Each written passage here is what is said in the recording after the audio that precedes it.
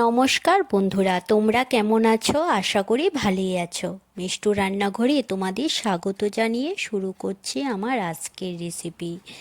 আমার আজকের রেসিপি হলো সব রকমের সবজি দিয়ে একটি নিরামিষ সবজি রেসিপি। এর জন্য আমি এখানে সবজিগুলি কেটে নিয়েছি। এখানে নিয়ে নিয়েছি বরবটি, গাজর, পটল, কাঁঠাল, ঝিঙে, আলু আর কুমড়ো। আর নিয়ে নিয়েছি এখানে আলু, মিষ্টি আলু আর পেঁপে। আর এখানে আমি 4 রকমের ডাঁটা নিয়েছি। নিরামিষ সবজিটা করার জন্য প্রথমে আমি গ্যাসে একটা কড়াই বসিয়ে দিয়েছি। দিয়ে দিলাম এর মধ্যে শুকনো সিমের বীজ। শুকনো সিমের বীজগুলি দেওয়ার পর এখন আমি শুকনো সিমের বীজগুলি ভেজে নেব। শুকনো সিমের বীজগুলি ভাজার সময় যখন বীজগুলি থেকে খুব সুন্দর গন্ধ বের হবে, তখন বুঝে নিতে হবে যে শুকনো সিমের বীজগুলি ভাজা হয়ে গেছে। এখানে আমার শুকনো সিমের বীজগুলি ভাজা হয়ে গেছে। এখন আমি বীজগুলি সেদ্ধ করে নেব। এর জন্য কুকারের মধ্যে বীজগুলি দিয়ে সামান্য জল দিয়ে আমি বীজগুলি সেদ্ধ করে নেব। যখন কুকারে 2টা কি 3টা সিটি পড়বে তখন আমি বীজগুলি নামিয়ে নেব। এখানে সিমের বীজগুলি সেদ্ধ হয়ে গেছে। এখন আমি শুকনো সিমের বীজগুলি খোসা ছাড়িয়ে নিচ্ছি।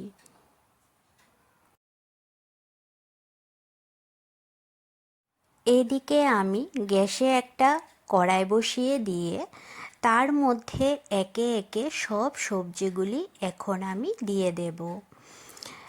এখানে আমি সজনে ডাঁটা আর মিষ্টি কুমড়ো ছাড়া সব সবজিগুলি একে একে কড়ার মধ্যে দিয়ে দেব।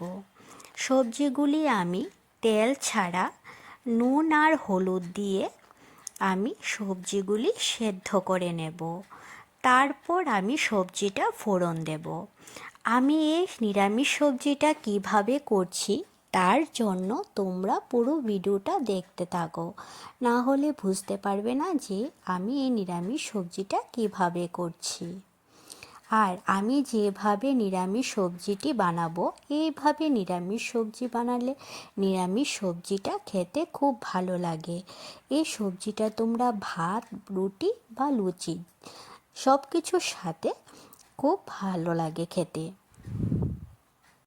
সবগুলি সবজি দেওয়ার পর এখন আমি সবজিটা হালকা নেড়ে চেড়ে এর মধ্যে দিয়ে দিচ্ছি পরিমাণ মতন হলুদ আর পরিমাণ মতন নুন। এখানে আমি 2 চামচের মতন হলুদ দিয়েছি আর 1.5 চামচের মতন নুন দিয়েছি। নুন হলুদ দেওয়ার পর এখন আমি সবজিটার সাথে নুন আর হলুদ মিশিয়ে নেব।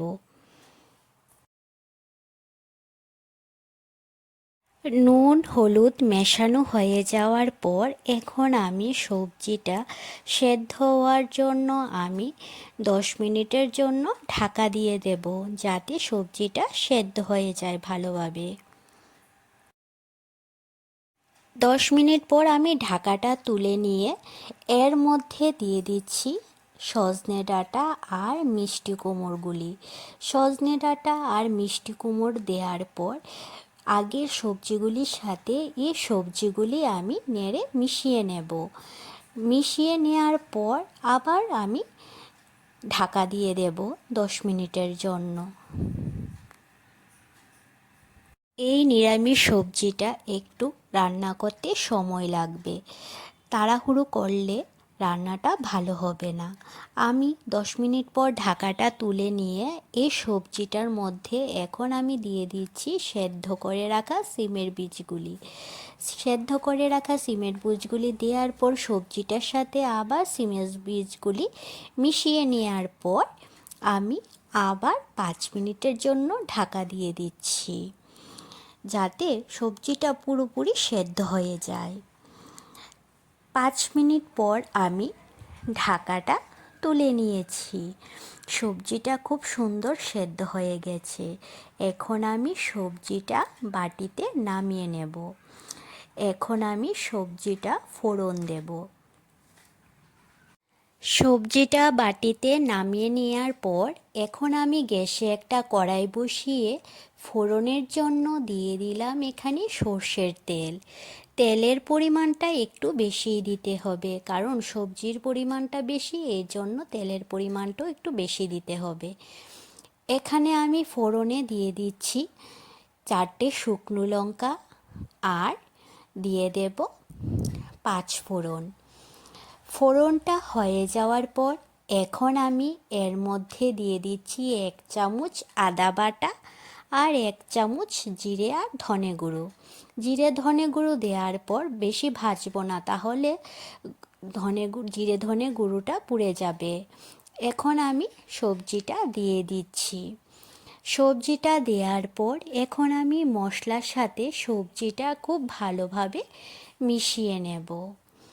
সবজিটা মেশানো হয়ে গেছে। এখন আমি সবজিটার মধ্যে ঝালের জন্য দিয়ে দেব কাঁচা লঙ্কা থেতো করে। কাঁচা লঙ্কাটা মেশানো হয়ে যাওয়ার পর এখন আমি স্বাদের জন্য দিয়ে দিচ্ছি 2.5 চামচের মতন চিনি। চিনিটা দেওয়ার পর আর 2-3 মিনিট রান্না করে তারপর আমি সবজিটা আমার এই রেসিপিটি তোমাদের কাছে কেমন লেগেছে তোমরা অবশ্যই জানাবে। আমার এই রেসিপিটি তোমাদের কাছে ভালো লাগলে লাইক আর সাবস্ক্রাইব করে দেবে। আমার ফেসবুক পেজ মিষ্টু রান্নাঘর, এই পেজটি ফলো করে দিও। ফেসবুক পেজের লিংক আমি ডিসক্রিপশানে দিয়ে দিয়েছি। রান্নাটা হয়ে গেছে, এখন আমি বাটিতে নামিয়ে নিয়েছি।